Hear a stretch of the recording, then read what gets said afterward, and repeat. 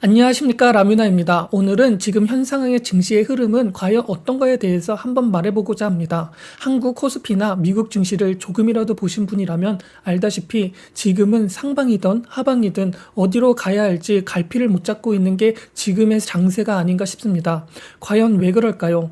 뭐에 대한 눈치를 보고 있는 것일까요? 한번 알아보는 시간을 가져보도록 하겠습니다. 지금 증시의 상황은 단기적으로는 9월 19일 미국 연준 FOMC에 초점을 맞춰서 간을 보거나 긴장을 하거나 눈치를 보고 있는 장세가 아닌가 싶습니다. 소비자 물가 지수가 높으면 금리를 인하할 거야? 라는 기대가 있었습니다. 금리를 올렸던 이유가 바로 물가가 지금 너무 올랐기 때문이죠. 이것은 당연한 것입니다. 그렇게 금리의 초점을 0.25포인트 하락은 당연하겠구나 생각을 하면서 증시는 금리를 0.25포인트가 아닌 0.50포인트 하락에 맞춰져서 증시의 흐름을 보여주고 있는 것은 아닌가 싶습니다.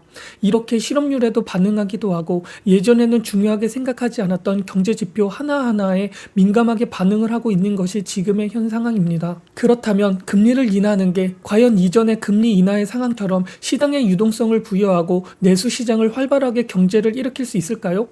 어찌 보면 당연한 이야기로 볼 수 있지만 그것은 경제적인 상황을 1차원적으로 본 것은 아닌지 다시 한번 되짚어보고 의심해볼 필요가 있는 상황인 것 같습니다. 제가 볼 때에는 지금 현 상황에서 금리를 인하한다고 시장에 유동성을 주면서 주가가 오르거나 경기가 좋아지거나 이런 것을 기대하는 심리보다는 다른 요인에 의해서 증시가 휘청거리고 경기는 더 악화되거나 악화되었다는 것을 증명하는 것밖에 되지 않을 것 같습니다. 이런 생각을 가지고 있는 것은 바로 장단기 역전의 해소 때문입니다. 장기채가 더 이자가 비싸고 단기채가 이자가 더 싼 것은 당연한 것입니다. 장기적으로 볼 때의 불확실성이 더 크기 때문에 그에 대한 비용 지출 또한 커지기 때문이죠. 그렇게 돈을 빌릴 때도 더 비싸게 빌려야 하는 것입니다. 하지만 지금 현 상황은 장기채와 단기채가 역전이 되어 단기로 돈을 빌릴 때 더 비싸고 장기로 빌릴 때 더 저렴한 상황이 돼버렸습니다. 왜? 금리를 갑자기 올렸기 때문이죠. 즉 지금보다 당연히 미래에 금리가 더 저렴해질 거야 라는 선반영이 되어 있는 겁니다.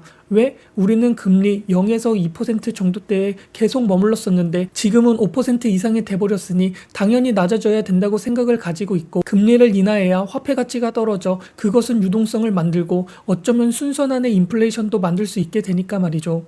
또한 은행 같은 곳은 이런 것을 활용하여 장기적으로 돈을 저렴하게 빌려서 단기적으로 비싸게 다시 빌려주면서 그 차액에 대한 이득을 수익으로 얻을 수도 있었습니다. 지금은 금리 인하의 이슈로 단기 채권의 이자 비용이 저렴해지면서 장기 역전의 해소가 풀리고 있는 중이라고 보시면 좋을 듯합니다. 미국의 경우 장단기 역전이 22년 7월부터 시작이 되어 최근 9월 6일 기준으로 이것이 해소되기 시작을 하고 있습니다. 20년 동안 장단기 금리차를 보시면 이해하기 쉬울 것입니다. 제가 이것을 계속 말한 이유가 무엇일까요?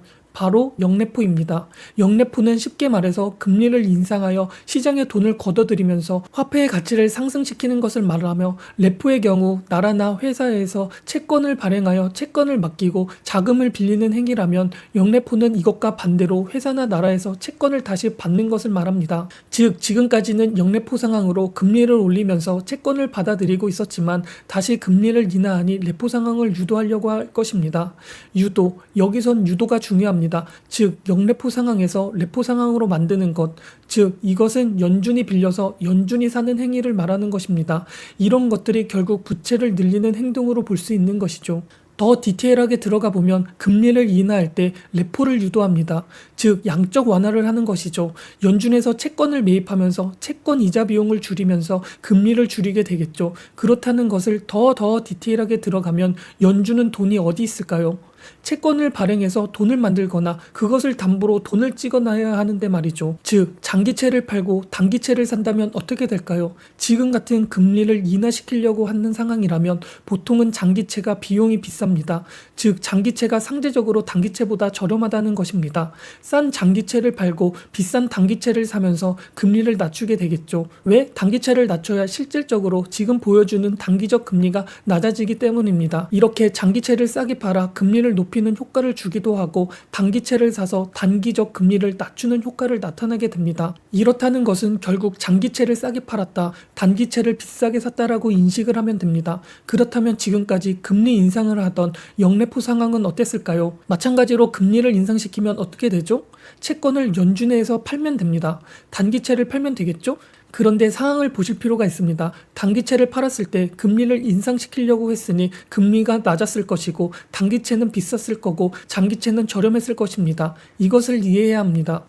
그러면 결국 영래포 경우에는 단기채를 팔면서 장기채를 사게 되는 것입니다. 왜? 단기채만 팔면 단연 단기채권이 저렴해서 금리 인상이 되겠지만 그것에 따라 장기채도 사람들이 다 팔게 되겠고 그렇게 되면 괴리율이 발생하면서 국가의 신용에 스크래치가 될 수 있기 때문에 그것을 조절하면서 단기채를 팔고 장기채를 사주어야 합니다. 이것도 쉽게 말하면 단기채를 싸게 팔아서 장기채를 비싸게 샀다고 인식을 하면 됩니다.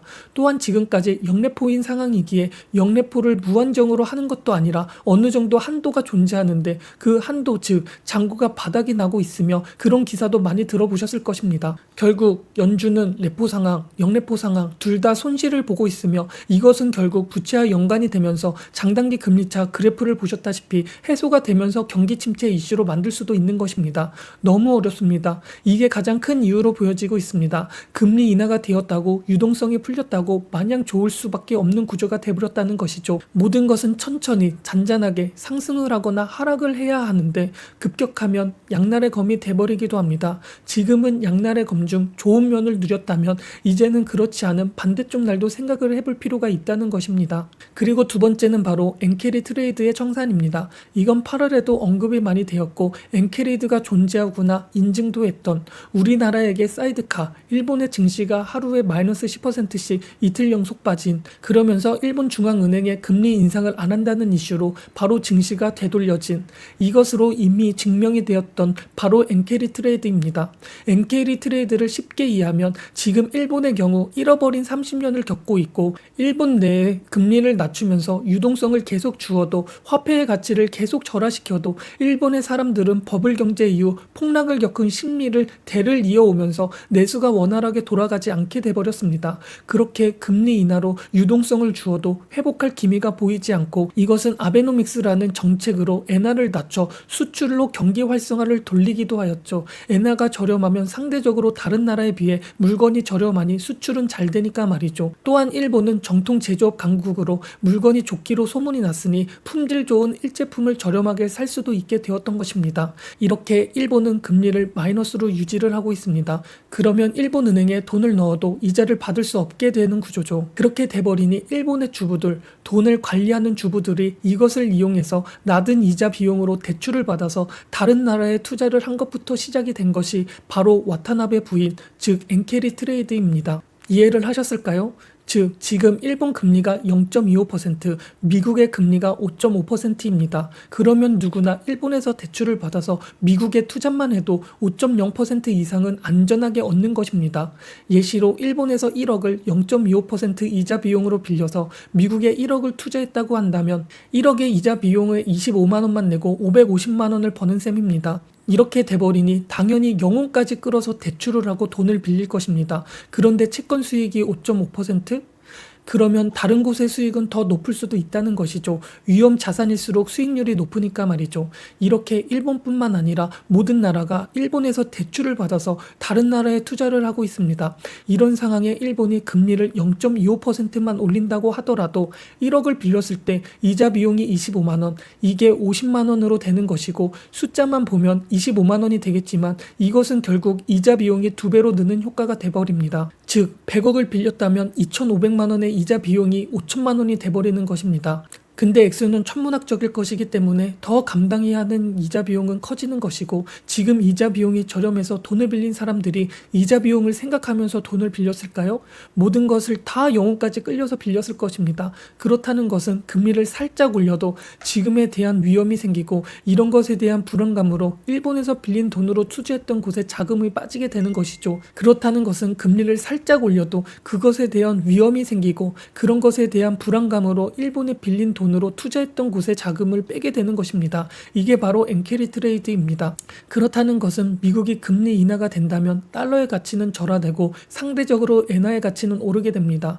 엔화의 가치가 오른다는 것을 디테일하게 보면 엔화의 가치가 오른다는 것은 결국 채권이라는 것도 금리라는 것도 수요와 공급으로 이루어지고 있기 때문에 아무리 고정금리를 0.25라고 일본이 했다고 한들 그것도 그냥 일본이 명시적으로 정해놓은 것뿐이지 시장 금리는 모든 나라가 다 존재하기에 채권의 사고팔고는 어느 나라든 존재하기 때문에 채권의 가격에 의해서 시장 금리가 결정이 되고, 즉 일본의 실질 금리는 높아질 것입니다. 즉 대출을 받은 사람의 이자 비용 또한 늘어나게 되는 것으로 생각하셔야 합니다. 즉 대출받은 사람의 이자 비용 또한 늘어나게 되는 것으로 생각을 하셔야 합니다. 그만큼 지금 엔달러 환율에 민감한 것이고, 이것은 바로 지금까지의 설명에서 이런 상황이 지금 증시의 기로에 있구나 할 수도 있는 것입니다. 그렇기 때문에 지금은 갈피를 못 잡고 어디로 갈지 잘 모르고 있는 상황이며, 9월 19일 FOMC 금리 인하 이슈가 많은 주목을 받고 있는 게 지금의 상황입니다.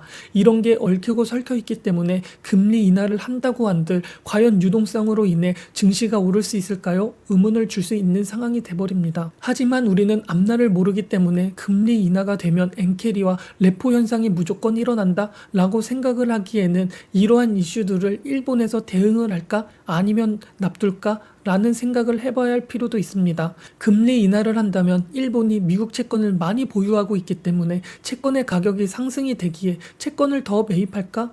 의문도 들며, 보통 환율을 조정할 때 환율을 조정하는 나라는 미국 채권을 팔면서 그 판 채권을 본인 나라의 화폐로 바꾸면서 환율을 조절하는데, 일본에서 채권을 팔고 엔화로 다시 산다면 엔화가 가치가 더 높아질 텐데 이런 것들을 미국 눈치를 안 보고 할 수 있다? 이것도 어려울 것입니다. 그러니까 일본은 대응을 최소한 안 하는 게 가장 좋은 것 같은 시나리오이기에 어느 정도 엔캐리에 대한 파급은 있을 것으로 저는 보고 있습니다. 사실 더 여러 이유가 있는데 내용이 길어져서 다음 편으로 미뤄보도록 하겠습니다. 오늘 너무 어려웠습니다. 그래도 한번 봐주시면 좋을 것 같습니다. 내용 좋았으면 구독과 좋아요, 알림 설정 부탁드리겠습니다.